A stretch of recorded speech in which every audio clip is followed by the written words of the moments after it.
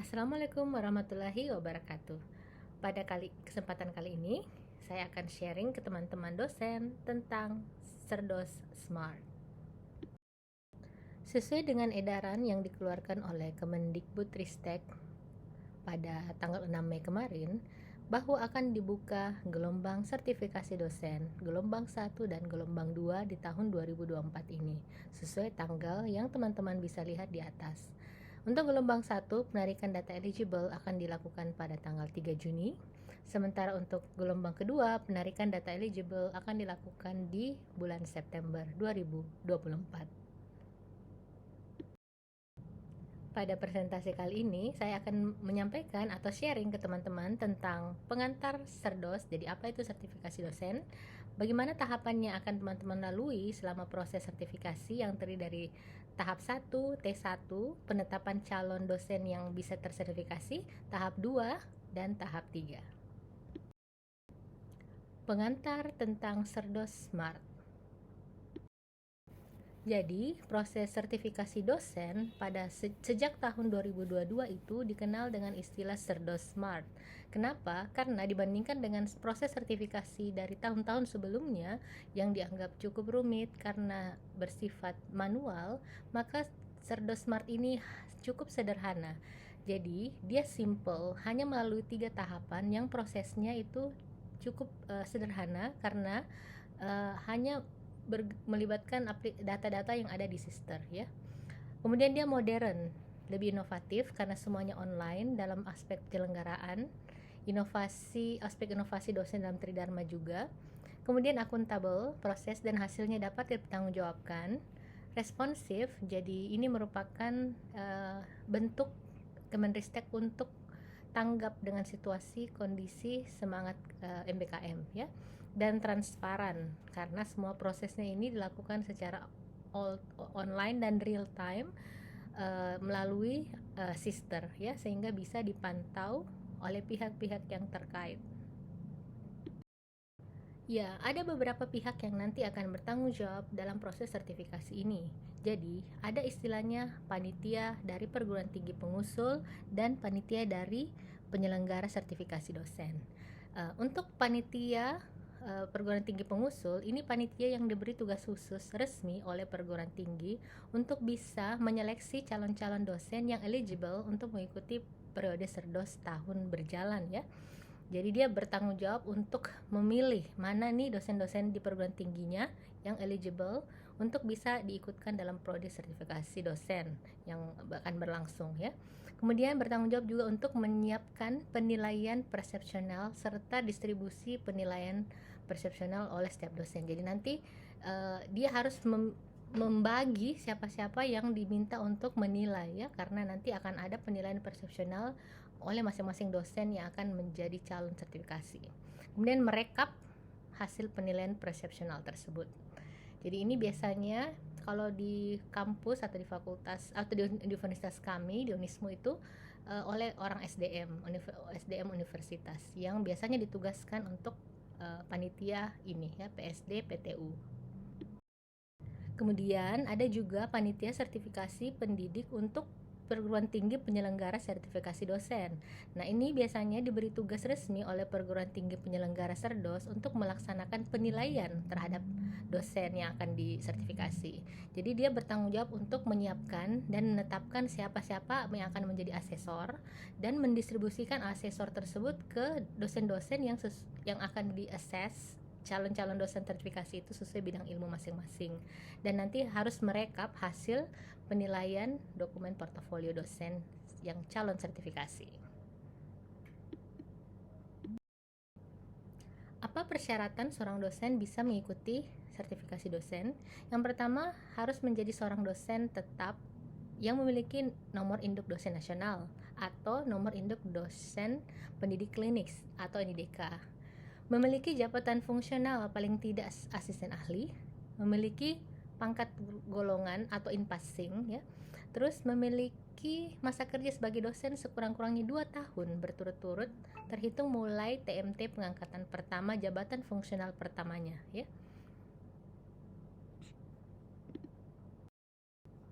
Yang berikutnya harus memiliki 4 lembar BKD atau 2 tahun beban kinerja BKD-nya lengkap ya. Jadi kalau mau ikut periode ini berarti harus memiliki BKD tahun 2021 genap, 2022 ganjil dan genap, dan 2023 ganjil ya.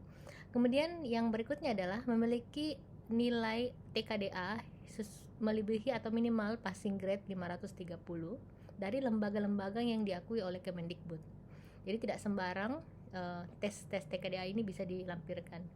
Yang berikutnya memiliki nilai ambang passing grade 455 untuk kemampuan berbahasa Inggris dari lembaga juga yang diakui oleh Kemendikbud, dan memiliki sertifikat AA atau pekerti dari perguruan tinggi penyelenggara pekerti AA yang diakui oleh Kemendikbud. Jadi memang kayaknya aturan-aturan ini semakin lama semakin diketatkan regulasinya ya. Bagaimanakah gambaran T1, T2, dan T3 ini tahapan-tahapannya ya. Jadi secara umum pada T1 ini adalah tahap penyusunan portofolio dan penetapan calon yang eligible ya. Biasanya di sini akan dinilai dari penilaian internal, syarat-syarat tadi yang berkas-berkas TKDA, TKDI dan sebagainya, kualifikasi akademik dosennya apakah memang sudah ada jabatan fungsionalnya dan ada in passingnya. Terus setelah lolos di situ, maka lanjut ke tahap 2. Di sini dosen diminta untuk menyusun portofolio ya. Menyusun dokumen PDD UKT-PT. Melakukan penilaian persepsional. Jadi nanti dosen calon yang disertifikasi ini akan dinilai oleh berbagai orang ya. Dinilai oleh pimpinan, dinilai oleh sesama dosen sejawat, dan dinilai oleh mahasiswa, serta dia akan menilai dirinya sendiri ya. Terus setelah itu semua hal tersebut dikumpul dan nanti akan di-store, dikunci di sister. Nah setelah selesai tahap 2 sebenarnya tugas dosen itu sudah selesai. Di tahap 3 ini adalah tugasnya asesor untuk melakukan penilaian terhadap portofolio yang disubmit oleh dosen. Nah di tahap 3 ini setelah asesor menilai itu dia akan menghitung nilai-nilainya, menentukan lulus tidaknya, dan menerbitkan sertifikat jika memang dia dosen yang bersangkutan itu dinyatakan lulus. Jadi cukup ada 3 langkah sebenarnya yang dilalui dalam tahap serdos sejak tahun 2021-2022 ini ya. T1, T2, dan T3. Jadi kalau teman-teman sudah eligible itu sebenarnya teman-teman sudah lolos pada tahap 1.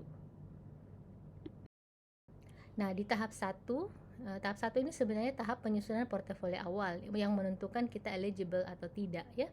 Untuk bisa kita lolos tahap 1, yang pertama harus melengkapi sister ya, riwayat hidup kita, melengkapi dokumen ijazah di sister, memasukkan SK Jafu, memasukkan SK jabatan atau golongan ya, melampirkan lembar BKD kita selama 2 tahun berturut-turut atau 4 semester ya.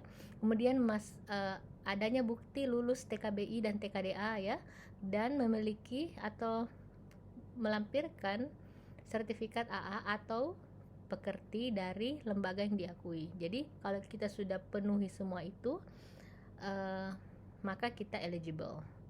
Nah, yang harus dipahami juga adalah kita harus hati-hati lihat TMT-nya kita ya. Jadi biasanya kita itu bisa eligible kalau kita paling tidak sudah 2 tahun dari TMT terakhir, pengangkatan jabatan fungsional pertama. Setelah lolos tahap 1 atau kita sudah eligible menjadi dosen calon sertifikasi, maka kita akan masuk ke tahap 2. Di sini di tahap 2 inilah kita mulai menyusun dokumen portofolio PDD UKT-PT dan melakukan penilaian persepsional. Oke, mari kita lihat satu persatu ya, mungkin untuk lebih detailnya. Jadi yang pertama adalah tahapan T1. Tahapan T1 yang pertama yang harus dilakukan oleh dosen jika memang ingin mendapatkan sertifikasi, yang pertama adalah harus melengkapi data di sister. Wajib memperbaharui semua data yang ada dan divalidasi datanya oleh admin ya. Baik itu biodata dosen kita, biodata alamat, profil, kontak, kompetensi, kepegawaian, NIK dan sebagainya. Dan wajib memperbaharui riwayat pendidikan kita, penelitian, pengabdian, dan penunjang. Jadi artinya data sister itu harus update ya. Jadi kalau kita sudah S3 dan belum mengupdate sister, silakan diupdate, atau ada pangkat golongan terbaru harus diupdate.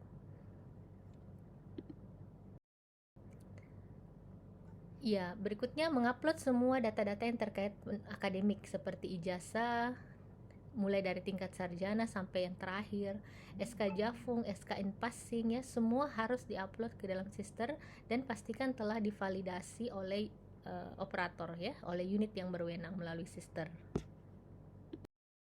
Dokumen lain yang harus disiapkan juga supaya kita bisa eligible adalah dokumen lembar kinerja dosen atau BKD kita dalam 2 tahun terakhir berturut-turut dari TMT. Lembar ini harus lengkap dan harus diunggah ke sister. Alhamdulillah sejak penilaian BKD beberapa tahun terakhir itu semuanya kan sudah via sister ya, sehingga jika teman-teman memang rajin dan rutin mengisi BKD, maka biasanya hal ini tidak akan sulit untuk didapatkan ya. Dan pastikan bahwa status setiap lembar BKD itu hijau atau memenuhi ya. Kemudian lembar BKD-nya sebaiknya disahkan ya. Tapi kalau by system biasanya sudah otomatis langsung disahkan oleh pimpinan. Dokumen berikut yang harus dimiliki adalah TKDA dan TKBI yang melewati passing grade ya. Nah, ini mungkin yang agak-agak sedikit harus diperjuangkan ya, karena lembaga-lembaga penyelenggara TKBI TKDA itu juga ditetapkan oleh Kemendikbud ya. Nah, paling umum itu kita bisa lakukan di lembaga PLTI. Teman-teman bisa akses websitenya ya. Jadi dulu-dulu di bawah tahun 2021 itu dosen bisa secara mandiri mengupload berkas TKDA-nya dan sertifikat TOEFL-nya ya. Jadi dan langsung disahkan oleh operator. Tapi sejak 2021 Agustus itu tidak boleh lagi setelahnya, dan harus diupload oleh penyelenggara. Jadi waktu itu saya masih sempat bisa mengupload sertifikat TOEFL ITP yang saya lakukan secara mandiri, dan saya upload dan langsung divalidasi ya, sehingga saya tidak perlu lagi mengulang tes bahasa Inggris. Hanya yang perlu saya ulang waktu itu hanya TKDA saja. Nah, TKDA pun harus juga memenuhi nilai ambang batasnya, yaitu 530. Teman-teman bisa lihat di sini ada berbagai lembaga yang juga menyelenggarakan TKDA maupun tes TKBI. Dokumen berikut yang harus dimiliki untuk eligible adalah sertifikat pekerti atau AA. Teman-teman bisa melihat list perguruan tinggi di atas yang menyelenggarakan pekerti dan AA per Mei 2024, jadi sudah cukup banyak.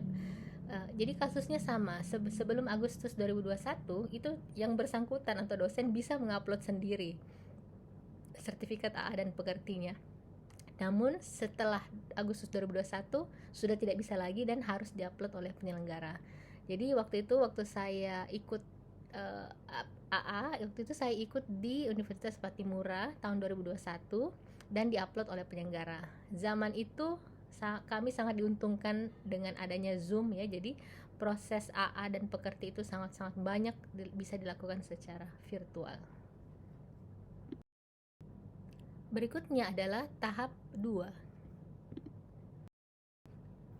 Jadi, tahap 2 adalah tahap yang dilalui jika seseorang dosen itu telah eligible, telah memenuhi syarat dan telah ditetapkan sebagai calon dosen yang akan disertifikasi.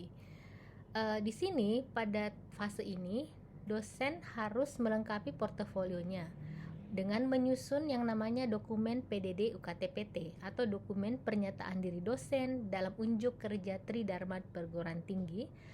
Dan satu lagi dokumen adalah penilaian persepsional oleh 10 orang penilai yang ditugaskan oleh panitia penyelenggara perguruan tinggi usulan ya. Jadi oleh panitia perguruan tinggi internal ya, biasanya tadi SDM universitas.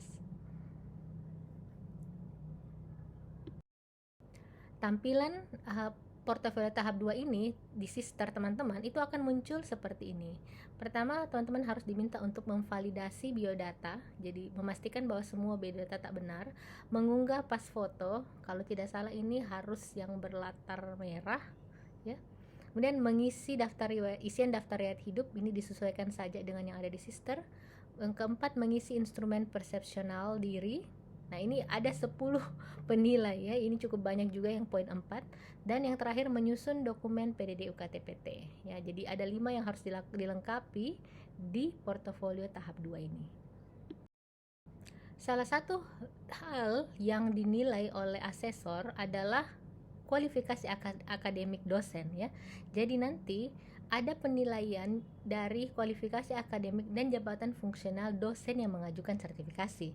Jadi teman-teman bisa lihat angka di atas, namanya angka kualifikasi akademik dan jabatan fungsional dosen atau NKAJF. Ini salah satu poin yang dinilai di sertifikasi. Jadi semakin tinggi memang jabatan seorang dosen yang mengajukan sertifikasi, maka semakin besar poinnya ya. Jadi dibandingkan dengan asisten ahli, jika dia hanya magister atau S2 maka dia hanya dapat poin 4. Jika dia lektor dan S3 maka dia dapat poin 6. Apalagi kalau dia lektor kepala dan S3 dia dapat poin 7 ya.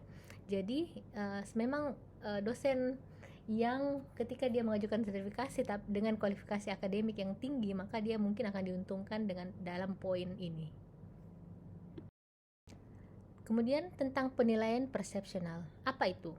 Jadi penilaian ini adalah penilaian dilakukan secara online dengan instrumen tertentu ya.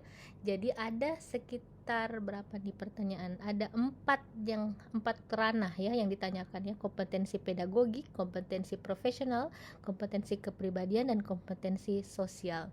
Nah, penilaian persepsional ini akan disebar ke 5 mahasiswa, ke 3 teman sejawat dosen, atasan langsung, dan diisi satu lagi oleh dosen yang bersangkutan.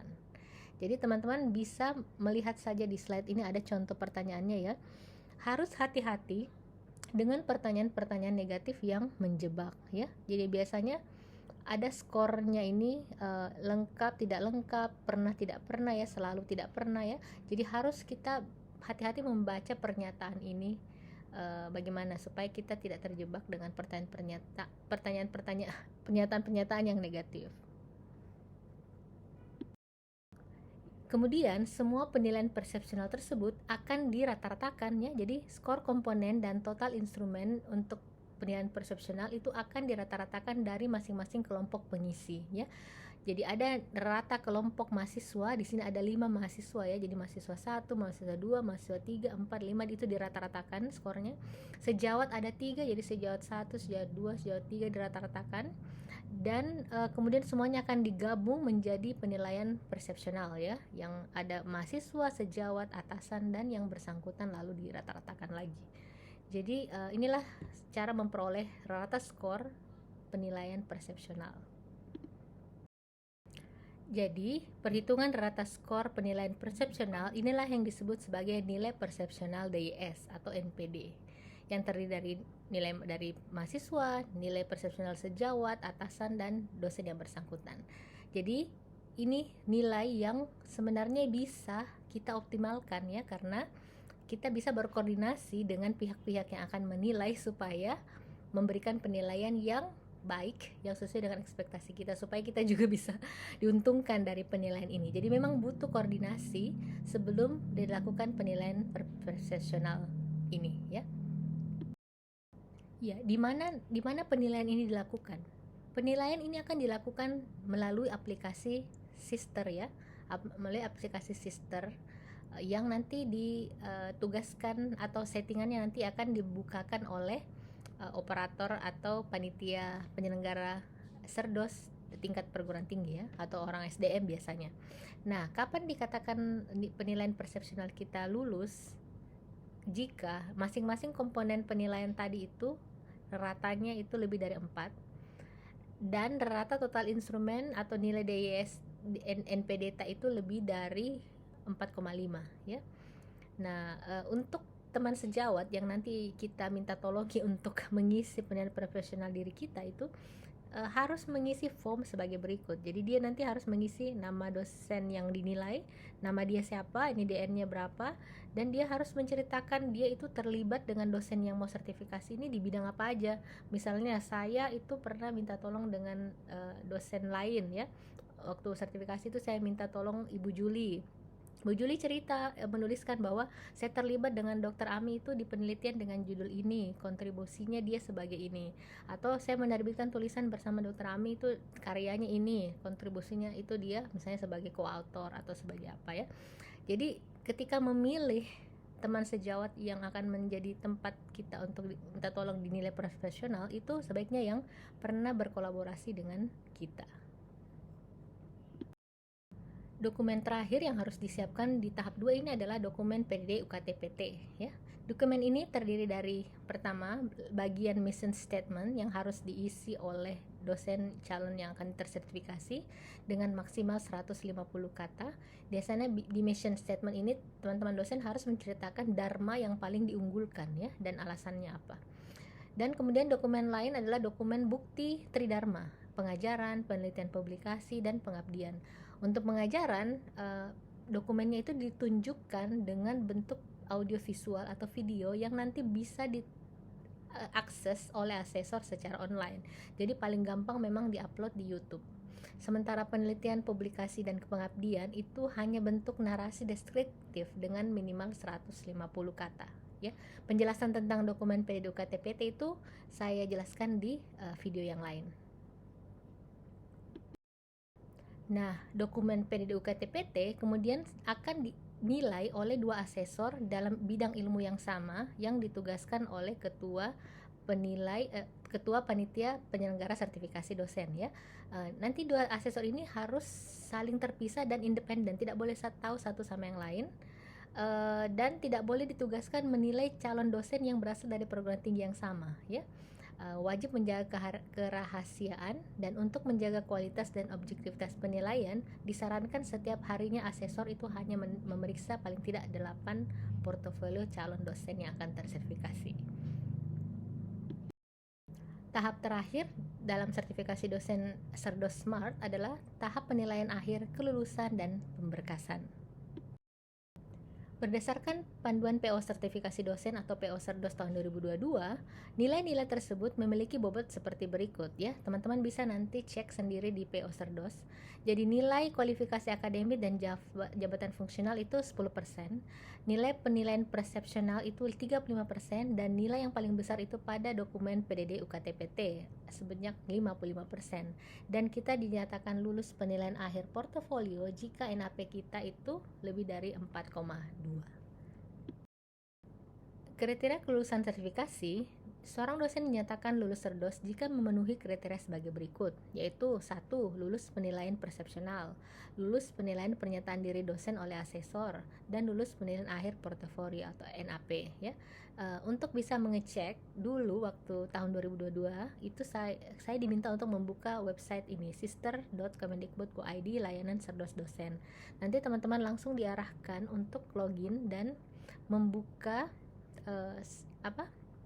membuka sister tersebut, sister Kemendikbud, dan akan muncullah pengumumannya ya di bagian layanan Serdos apakah lulus atau tidak.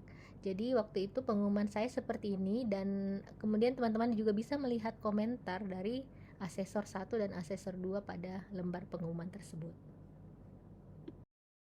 Tahapan berikut adalah pemberkasan. Jadi setelah kita dinyatakan lulus, kita berhak sebenarnya mendapat tunjangan sertifikasi. Untuk kelengkapan itu biasanya kita diminta untuk menyetor beberapa dokumen ya, kayak KTP, KK, NPWP ya, SK-SK jabatan fungsional, SK Jafung, SKN Passing, sertifikat Serdos kita nanti, surat pernyataan, surat keaslian dokumen, dan buku rekening ya. Penjelasan ini teman-teman bisa cek lebih lanjut di keputusan Dirjen Ristek Dikti nomor 101/E/KPT/2022 tentang pedoman operasional sertifikasi pendidik untuk dosen. Demikian penjelasan saya tentang sertifikasi dosen, semoga bisa membantu teman-teman dan dimudahkan segala prosesnya. Billahi sabil haq wassalamualaikum warahmatullahi wabarakatuh.